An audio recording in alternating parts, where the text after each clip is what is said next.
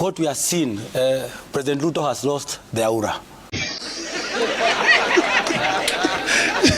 He has lost the mojo. People are tired with this government. It's always dark when it's just about dawn. Our people, we just want, in fact, we are now counting days. We are now ticking days. William Ruto is a very dangerous animal.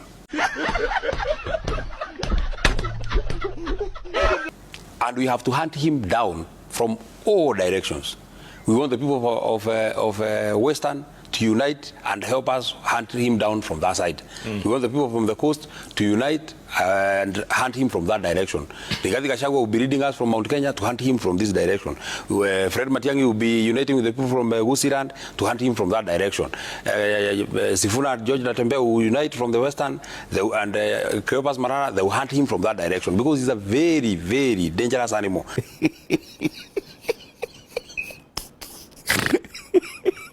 And to all of you watching here, come close to the screen and listen. And on the bench today, in the couch, is the newly elected MP for Kalau, Sammy Ngotho. Yeah. And right next to him is the architect of that by-election, John Methu. Yo, ni kumbiad. The beard gang. Yeah. What is it about Nyandarua that makes it so unique? Tell us.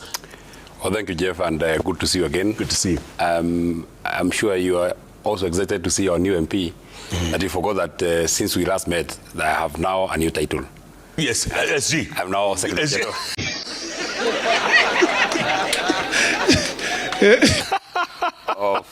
So you want to be addressed as SG? It feels very nice to be SG of the largest party that we have. I would say that it was not easy. But I told you when I last came here, I have been in Nyandarua for quite some time. And I know those people. If you remember the last time I was here on a Sunday, it was just the week after we buried our MP. Correct. And it was that day that I told the big man that, of course, I respect him because he should be respected. The only thing is that we should not fear him because there's nothing to fear. I mean, why should we fear him? I told you that we should not fear him. Lakini hata kama ninakuheshimu Mheshimiwa Rais, jambo moja tu ujue, nakuheshimu lakini mimi sikuogopi. And it has come to pass. I know those people so well. I give you that narrative that those people were mobilized by government to come to that stadium. They were paid 2,000 each. 6,000 people were sitting in the tents, and they were told that they should not allow me and Rigathi Gachagua to speak. Yeah. But we were, I mean, the men of the moment. We were the men of the match, because I know those people very well. I had no doubt in my mind that the people of Nyandarua, because Nyandarua, if you do not know, if you read some bit of history, it has produced very great leaders. No. The most famous, J.M. Kariuki. And the most famous. Maybe right? not necessarily the most famous, because the leader of the Baumau movement was Dedan Kimathi. Right. He is right from Nyandarua. So therefore, and if you read the story of the Baumau uprising, it was born and bred in Nyandarua. That was the headquarters of Baumauism that time. So therefore, even now, I had no doubt in my mind that the people of Nyandarua who actually lead in the front in terms of proving to the nation that it can actually be done. I'm very grateful about what happened in Olkalau. I have been there. I was there for 60 days. I just came back from Olkalau today. Not because I had any doubt in my mind that I would vote for our candidate, but because we needed to encourage our people that they should come out and vote. And there is a lesson, a very big lesson that we have come with from Olkalau. And a message to the people of Kenya that nothing would beat the spirit of a determined population. Nothing would beat the spirit of a determined population. Yeah. Let me tell you, Jeff, because I was in Olkalau, a voter who voted in Olkalau, 35,000 who voted for our candidate, 86%. And by the way, those guys knew that we are taking them to a single digit because we were very determined to ensure that UDA gets a single digit. Forget about that 13% that they got. And I want to also set records straight. The 5,000 that that UDA candidate got were his votes. Because him, first, he's our son. I think they even went to the same church with Kamau here. Number two, he was working in Keraho's office. So therefore, he was a bit known. If it was Kamau versus William Ruto, William Ruto would not have gotten 500 votes. So the point that I was making is Yes. the lesson that we are coming with from Olkalau is, and I was telling him just now when we were on the launch, a person who voted for him woke up having slept on a mattress given by government, covered himself with a blanket given by government, woke up and cooked tea with a gas cylinder that was given by government, bought bread with money that was given by government. In the evening of the day before election, he ate rice and beans given by government. On his farm, there are avocado trees that are growing given by government, and his son is coming with a train that is has been provided by government. And those of us who come from Mirangini, and we are very privileged, we are moving from this side of Mirangini to the other side. We were using a boat given by government, and we went to vote for Sami Douglas Kamau Waweru. Watu Olkalau, na mimi nataka niseme namna hii. Hizo magasa ambayo mlichukua, tunataka mrudishe. Hizo viatu mlichukua na mattress tunataka mrudishe. Na kama mtarudisha hizo vitu, mimi nataka nikuambie wallahi, kama uko na gas kwako, hiyo gas ukipika nayo italipuka kwa uso yako na italipuka kwa hiyo nyumba yako. There are 4 things that can't be bought with money. Trust, patience, time, and a resident of Olkalau. Simbo, Simbo, Simbo. You two are both students of history, so you know this. Kipipiri, 1995. Yes. Remember? September. I remember. KANU had a very strong candidate. KANU threw a lot of money into Kipipiri. Right. Kibaki's DP candidate had no chance then. But you Nyandaruans, you turned this thing around. Yes. Kipipiri, in fact, is the current 3 constituencies. By the way, how old were you in 1995? 1995, I was 9. 9 years old. But I still remember. How old were you? Of course I was young. I was 4. Guy. Look at 4. I was 4. Yeah. I was 30, man. Hey, jeez, man. And you still look dirty. So anyway, yes. You're telling us about Kipipiri. It was 3 constituencies. Ojorok, yeah. Olkalau, where we are, and now Kipipiri. It was 1 constituency. There's a guy who was in Ford Asili from Kinangop. He was the one poised to win, but he took his papers late to ABC. That time ABC was ECK. ECK, correct. It was in Nyeri. Yeah. So he was barred from Vine. Kimani Wanyoike. That's how Paul Githiomi now, the DP candidate. Yes. Everyone pushed their support towards Githiomi. Joe Maina was from my area, Olkalau. The KANU guy? Yes, and the one who had passed on Moshemi also is from a place called Tumaini in Olkalau. And the same thing, electricity posts. I remember in our village, Huruma Hapo Chini, so many posts. There was no electricity then. Posts were brought in numbers. That time Jirongo had already started 1992, the 500 shillings note. Yeah, ile Jirongo. Yeah, ile Jirongo. Kuna peanwa sana kina wazee wetu, our fathers would go for those money or that money. And at the end of the day, it was the statement on Taifa Leo was Moi, Aonja, Pilipili, Kipipiri. One lesson that we carry from Olkalau that should be what we are carrying to 2027 is that on any election, any day of voting, we shall call it Democracy Day. Nothing else will happen that day. You vote, and it's not just voting. You vote and protect your vote. Just imagine if our people had gone home. Those goons were not meaning anywhere. But our people really fought blood and sweat, and they ensured that they protected the vote. They were being shot at, and they can't leave the polling station. I saw it in St. Joseph, in a polling station called St. Joseph. Old women, they were there.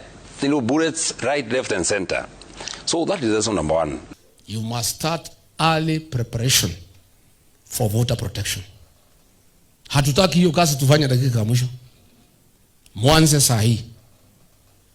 Ile kituo kikubwa mwanze kutayarisha vijana 500. Wale watachunga kura yetu pale siku ya uchaguzi. Kituo ya katikati 300 na ile dogo 200. Na hao vijana vile tulifanya in Olkalau. Zamani we used to do it the other way around. We used to allow the women and the elderly to vote. and then the young men vote later. We have now changed because of the kind of man we are dealing with. We are dealing, I heard Methu yesterday saying, with a dangerous animal last night. And I agree with Methu. We are dealing with a very vicious man who has every intention to cause violence to retain power. So, as you plan, because you must start planning. Vijana ndio watapiga kura kwanza. Waingie 4 a.m. Wapige laini, 6 ikifunguliwa, within 30 minutes, all the young people between 18 and 35 wapige kura. Wakimaliza, wamama wote wapige. Wakimaliza, wazee wapige. Wakimaliza, wale between 35 and 55 wapige. Then wamama wote na wazee 60 years and above waende nyumbani. Everybody else 59 years and 11 months. Sindio? Wabaki wapi? Pale. Na wale wamama wako na watoto. Na wale who are expectant from 4 months kwenda mbele. Hii ya mwezi 4 kwenda chini wabaki.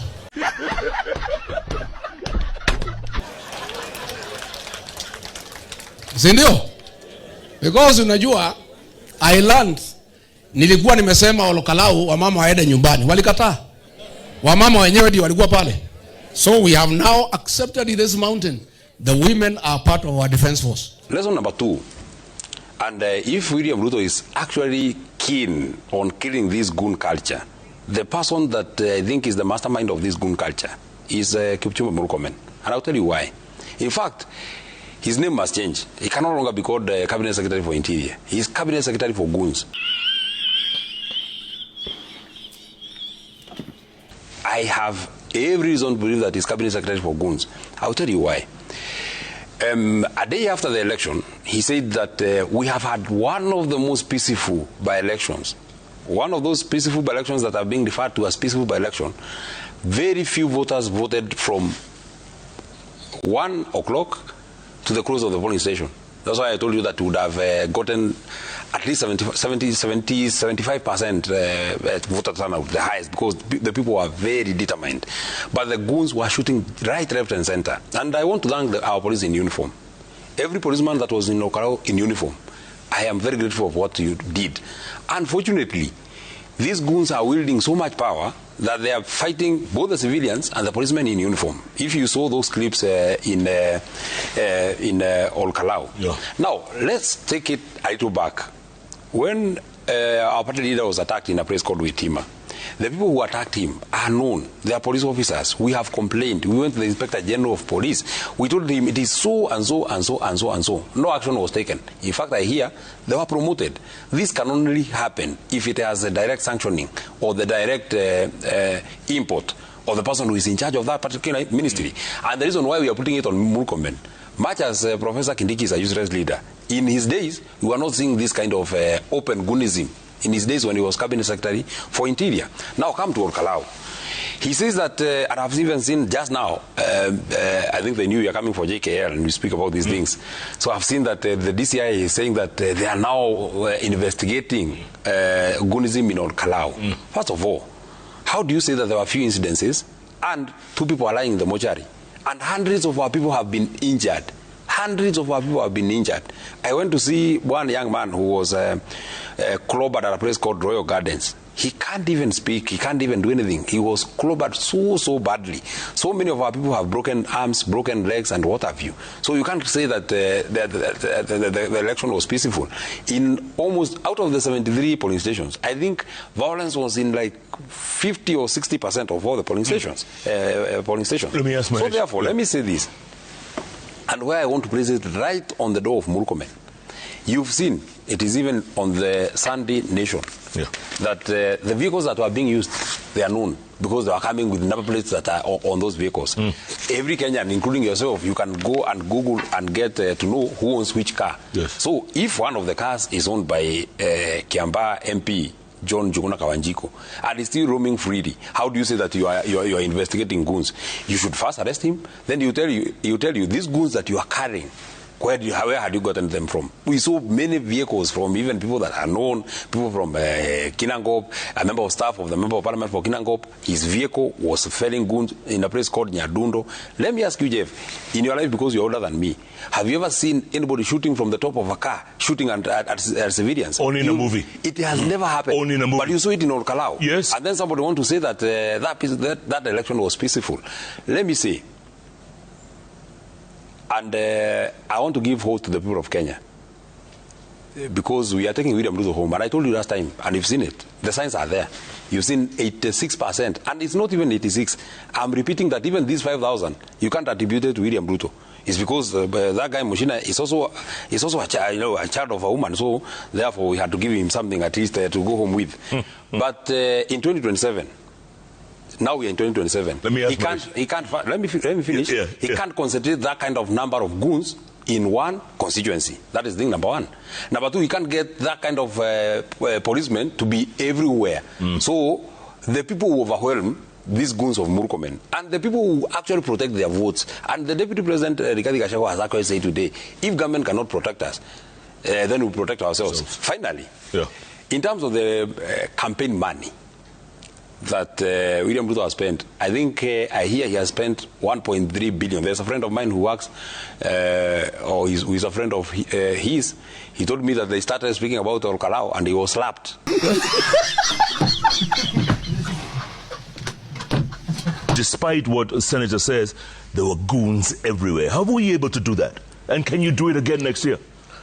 Well, first and foremost, I wish to state here that William Ruto, our president, in 2022, when he was going for his campaign, he talked of institutionalizing politics and even promised Kenyans that neither again will state machineries be used by politicians to intimidate voters or even competitors in politics. And even in the blueprint of the Kenya Kwanza government, the plan, what they used to call, dubbed the plan, they had talked strictly on those issues, saying the judiciary will not be used, the DCI, the police. What we witnessed is something I have never seen in my life. I have voted several years or several times in the general elections. I have never seen what I saw in Olkalau, Jeff. I was at the center of what was happening. Because at around 2 p.m., but we had seen it previously, before during the campaign periods. A hotel in Olkalau used to house them, these goons, hooded goons. Hotel where even some of our supporters were attacked. The young man that Senator has talked about, and luckily he has survived. He's at home, though not talking. We lost 2 men, and one of the most bitter ones that I've seen featured at Citizen, Kakinya, is a truck driver. Leaves Arusha, comes to Nairobi, takes a matatu to Olkalau, even pays a friend to give him his position so that he votes and get back to his truck. When he's exiting, the hooded gangs come. Well, you have asked a very important question. We are an agricultural center. People don't know how to fight in Olkalau. In fact, in politics, we only engage on verbal issues. This was the first one. But people rose against these rogue goons. First, we barricaded the roads. We ensured that because they were moving with vehicles, Prados that you've seen, and Subarus, and there was some pickups, we ensured that we barricade most of the main roads so that their movement would be restricted. Even people fell trees. People are offering to fell their own trees. Women put stones on the roads.